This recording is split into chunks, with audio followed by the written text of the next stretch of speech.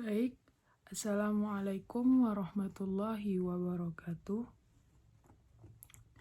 Nama saya Mawaddatul Masturah dari Prodi KPI, Prodi Komunikasi Penyiaran Islam dengan NIM 220401090. Baik, pada video kali ini saya akan menjelaskan sedikit tentang filsafat Yunani. Sebelum masuk ke pembahasan, saya akan menjelaskan apa itu filsafat.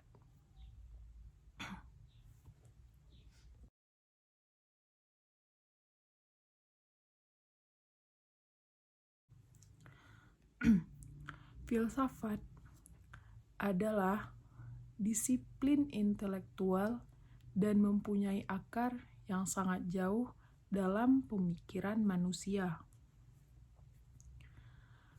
Sulit untuk menentukan titik awal yang pasti. Beberapa tempat dapat disebut sebagai tempat kelahiran filsafat. Banyak yang menganggap Yunani kunolah tempat lahirnya filsafat pada abad ke-6 hingga ke-4 sebelum Masehi. Di kota-kota seperti Miletus, Thales, dan Aleximander yang mengembangkan ide filosofis pertama di dunia. Ada beberapa tokoh seperti Socrates, Plato, dan Aristoteles. Merekalah yang memberikan kontribusi besar terhadap filsafat. Filsafat Hindu dan Buddha muncul sama seperti filsafat Yunani, dan juga ada di Mesir hingga ke Tiongkok juga berkembang filosofis ini.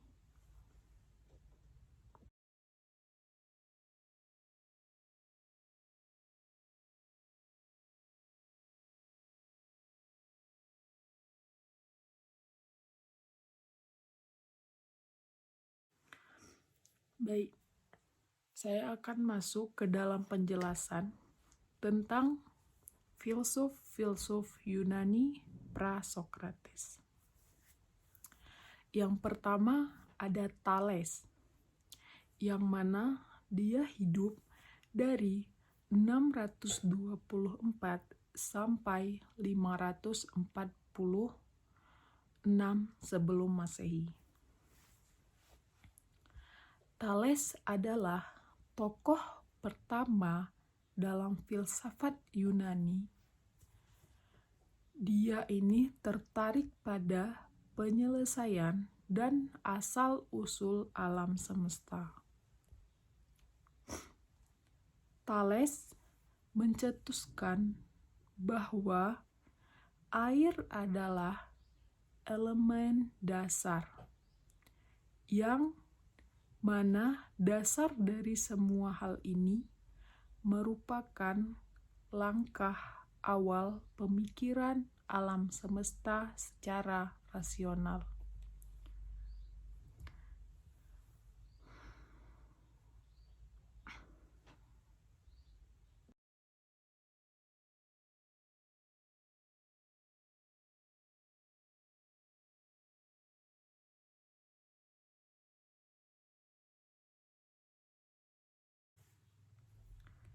Yang kedua ada Aleximander, yang mana dia hidup dari 610 sampai 546 sebelum Masehi. Aleximander ini adalah murid dari Thales, yang mana dia ini mengembangkan filosofi sendiri, Ia juga dikenal karena merumuskan konsep tanpa batas sebagai prinsip dasar alam semesta. Aleximander juga mencoba memberikan beberapa penjelasan yang sangat abstrak untuk menjelaskan alam semesta daripada Thales. Aleximander juga memikirkan pemikiran kosmologi dan evolusi.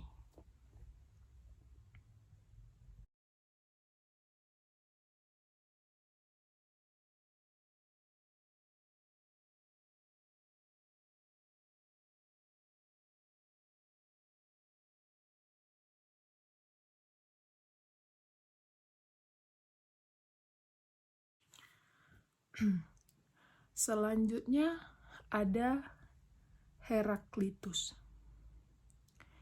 Dia ini hidup dari 535 sampai 475 sebelum Masehi.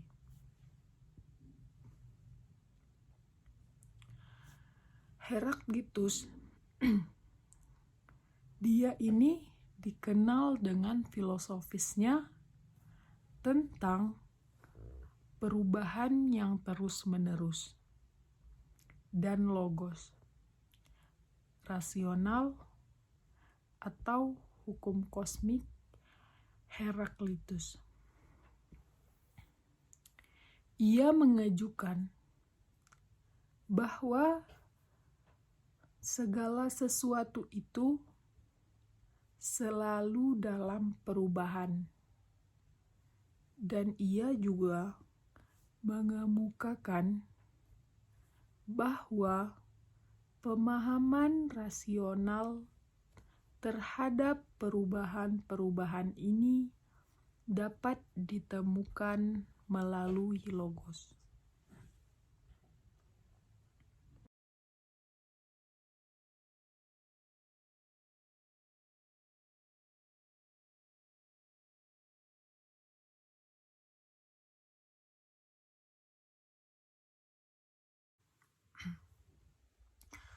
Selanjutnya ada Parmenides, yang mana dia hidup dari 515 sampai 450 sebelum Masehi. Parmenides ia memfokuskan pemikiran pada ide keberadaan yang tidak berubah dan abadi. Dia juga menentang pada Heraklitus. Parmenides ini menyimpulkan bahwa realitas yang abadi dan tidak berubah hanya bisa dipahami melalui pikiran yang rasional, bukan pula melalui pengamatan sensoris yang mana dapat menyesatkan.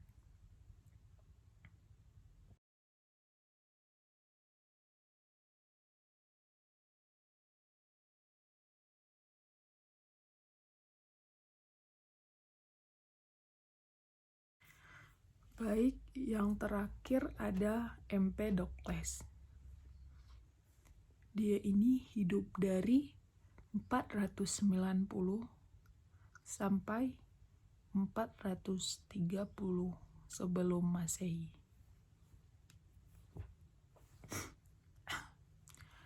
Empedokles memperkenalkan gagasan tentang 4 elemen, yaitu tanah, air, udara, dan juga api. Yang mana menurut dia, keempat elemen ini dapat membentuk segala sesuatu yang mempengaruhi pemikiran alam semesta. Empedokles ini juga mengemukakan yang mana kombinasi dan perubahan elemen dapat menjelaskan keragaman alam semesta.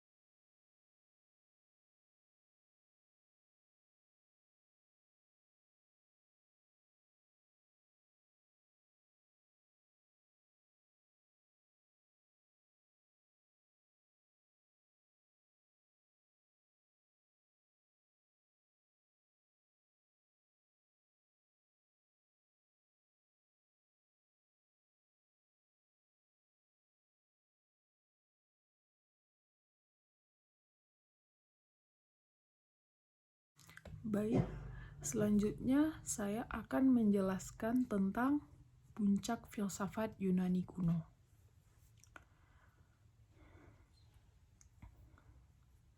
Jadi, puncak filsafat Yunani kuno ini dicapai pada masa klasik, pada abad ke-5 sampai 4 sebelum Masehi di Athena.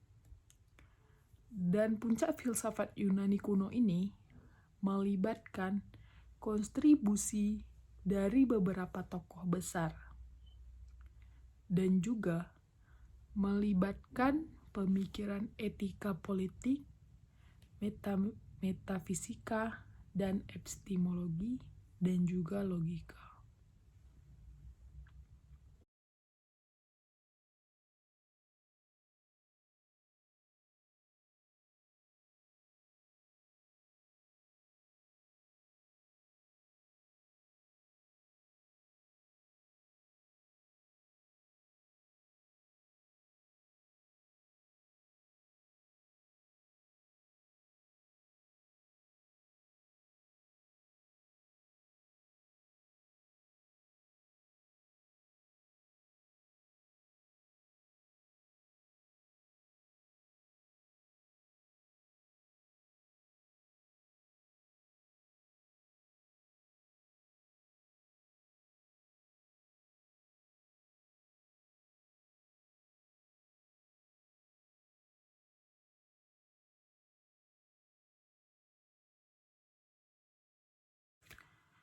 Yang pertama itu ada Sokrates yang hidup pada 469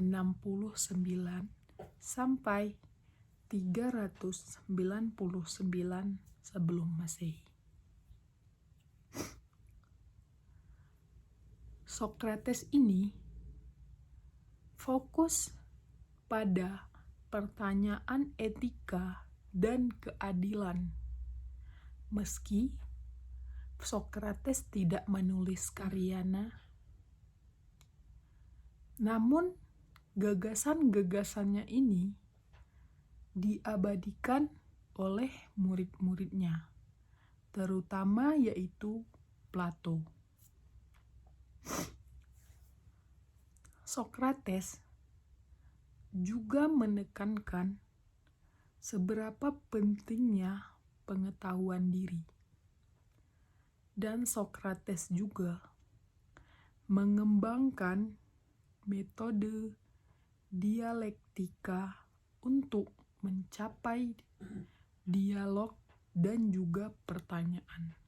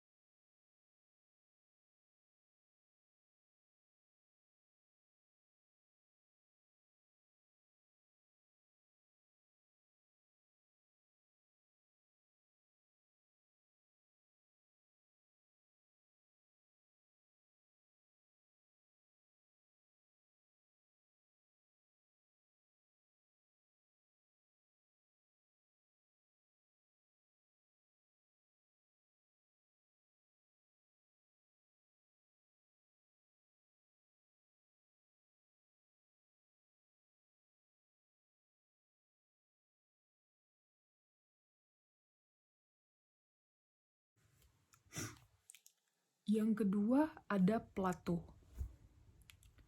Hidup pada 427 sampai 347 sebelum Masehi. Plato ini dia mendirikan akademi sekolah filsafat pertama di dunia barat. Di dalam karya-karya Plato ini ada satu karyanya tentang republik. Dia mengembangkan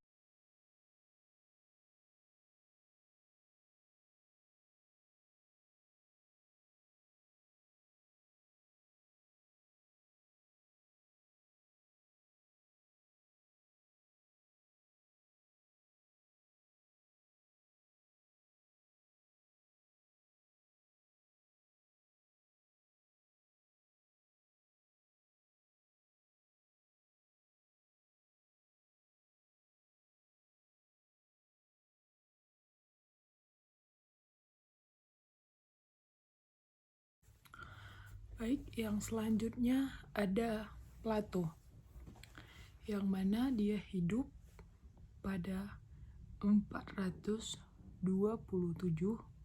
sampai 347 sebelum Masehi. Plato ini dialah yang pertama kali mendirikan akademi sekolah filsafat pertama di dunia barat. Dalam karyanya Republika, Plato mengembangkan teori idea negara yang dipimpin oleh filsuf raja.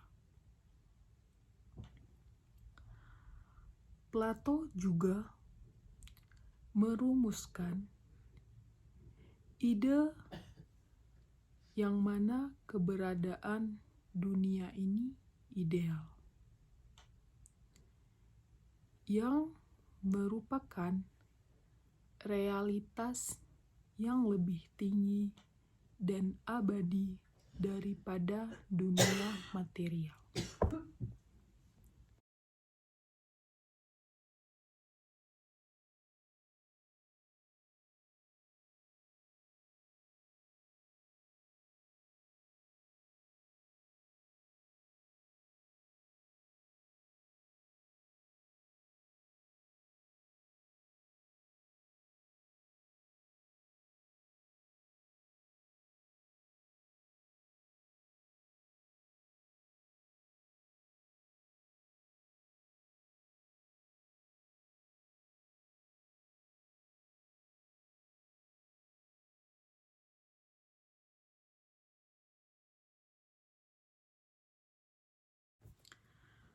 Yang ketiga ada Aristoteles, yang mana hidup pada abad 384 sampai 322 sebelum Masehi. Aristoteles ini dia membentuk museum sekolah filsafat kedua di Athena. Aristoteles juga fokus kepada logika, epistemologi, dan ontologi. Aristoteles juga mengembangkan logika formal pertama dan juga membentuk dasar untuk metode ilmiah. Karya-karya Aristoteles seperti Kani-Komaket dan Politika ini memberikan sumbangan yang begitu besar terhadap pemikiran, etika, dan politik.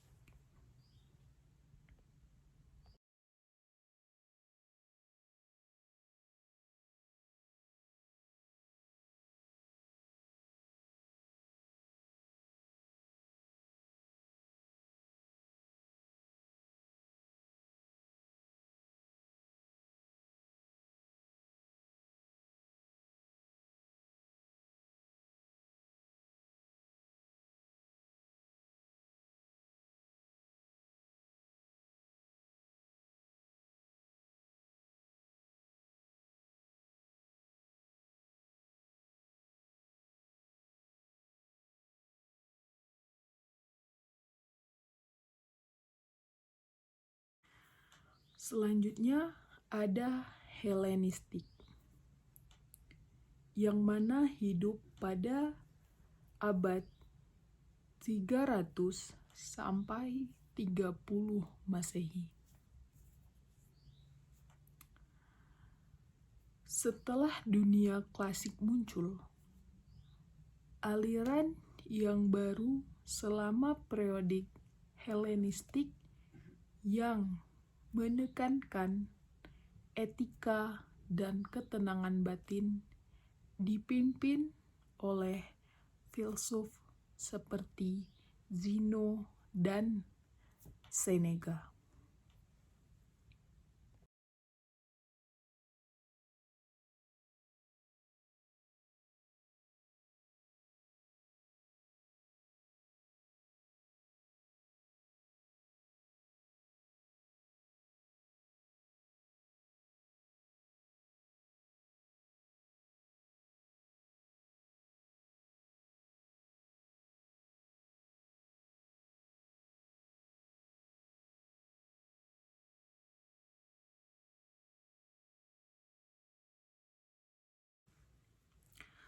Yang kelima, yaitu kontribusi pada pemikiran hukum dan politik. Di sini, Plato dan juga Aristoteles, mereka memberikan kontribusi pada pemikiran politik dan juga hukum. Plato mencetuskan ide negara, ideal, dan juga republika. Sedangkan Aristoteles memberikan analisisnya yang mendalami tentang berbagai bentuk perintahan dalam politika.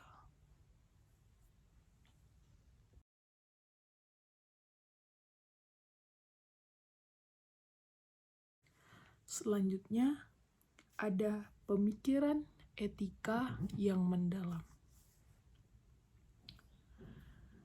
Di sini, filsuf seperti Socrates, Plato, dan juga Aristoteles, mereka merumuskan gagasan-gagasan etika yang mendalam, termasuk juga konsep kebajikan, keadilan, dan juga tujuan hidup yang bermakna. Pada periode ini, mereka menciptakan dasar banyak pemikiran filosofis di masa selanjutnya. Dan juga mereka memberikan kontribusi besar terhadap perkembangan filsafat dan ilmu pengetahuan di dunia barat. Jadi, puncak filsafat Yunani kuno ini mencerminkan kerangka yang lebih banyak diskusi dan juga penelitian di bidang filsafat yang masih relevan hingga hari ini.